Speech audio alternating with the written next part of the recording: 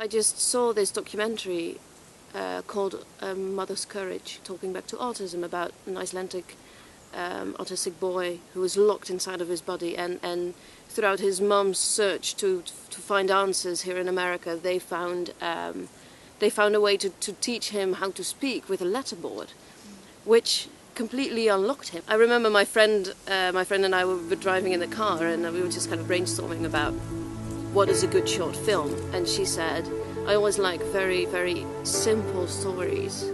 It just kind of came to life. Got it. Scene 4, Holland, take 1. You don't need to... 8G, take... It's good, it's MOS. Okay. Camera speeds. Scene 4, Foxtrot, take 2. Scene 1, Dingo, take 2. Scene 8, Call Me, take 2.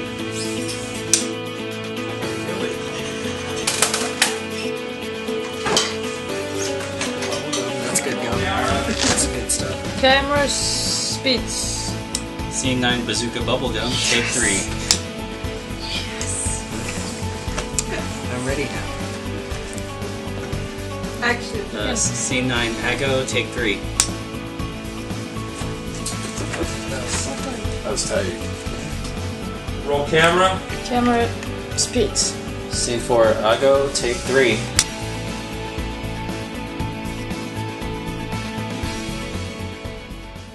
My character Zachary has autism, and autism has a very wide spectrum, and it impairs your seeing and hearing. It was really great to learn more about what that is for somebody who lives with autism, what they're experiencing. Autism has a pretty big role in my family, professionally and personal. I always find it very disturbing how people can kind of judge very easily without really knowing what is really going on. On Dragon's Wings, I think Nelleke did a super job to explain a little bit what's actually going on, you know, that there is a logic behind all this. It's just a logic that we cannot understand. Their mental faculties are completely there. They just are stuck inside of a body that won't cooperate with them. Imagine a world where you don't have all these filters that we have handy at all times to like focus on something and to not focus on the traffic noise, on the loud neighbor upstairs, you know? It would drive us mad not having all those filters. He's not big on change, and like I have to have, when I'm Zachary, I have to embrace like the change, and as the character, like things are always changing, and it's hard to sometimes necessarily adapt and to feel not necessarily being able to understand where things are. Like, as if I were to reach for an action figure when I do. Like, I could just pick it up, but Zachary has to find it. Like, depth perception, like, is off. The entire world is chaotic. So everything outside of their chaotic mind, which is pretty much the entire world, needs to be in as ordered as possible, because otherwise it's just way too much to handle. I just can't even fathom how hard that would be to want to communicate and be stuck, you know, to be trapped in a lot of ways. And I think if people understood that, there would be a greater interest in trying to help them get out. And it harkens back to why I love this business is storytelling. And so to be able to tell his story, and then I learned.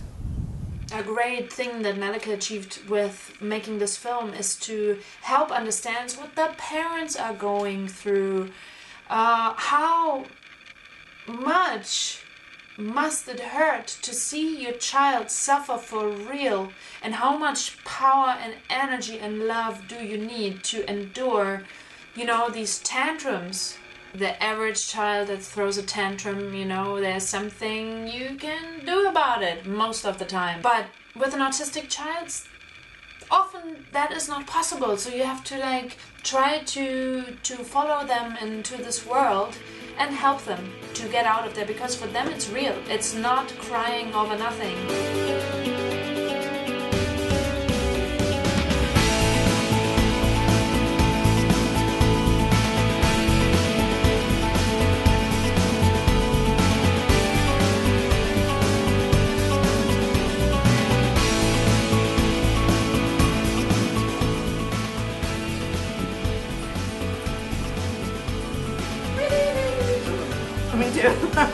filming anyway, so. Oh, hello. So that's awkward.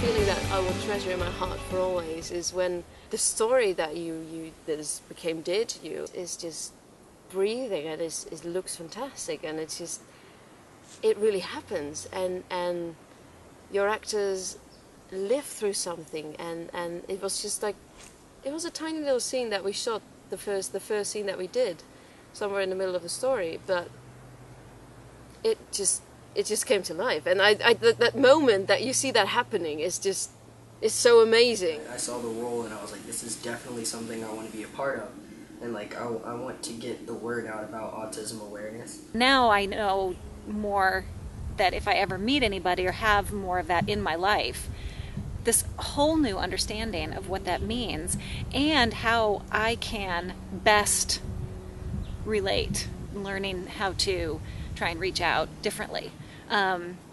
And so I think that makes it a unique story. How often do you hear it, you know, like in the supermarket, and you roll your eyes and think, this mother, can she not just do something?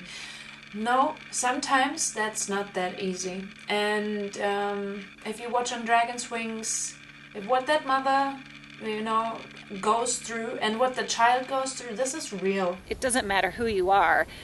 You don't care about something until you have a personal connection or a personal story. You have to treat them in a certain way to help them move forward instead of limiting them. Because it's very easy to limit people, and it's very easy to limit people because you don't know what to do with them. And I feel a lot of people do that, actually. And whoever they're dealing with, it's very easy to just either label them as crazy or label them as poor or disabled or whatsoever, just so that you don't have to deal with them. And I really hope that this story kind of triggers people to let go of that, and to make them start thinking in a different way. I really hope that that's going to happen.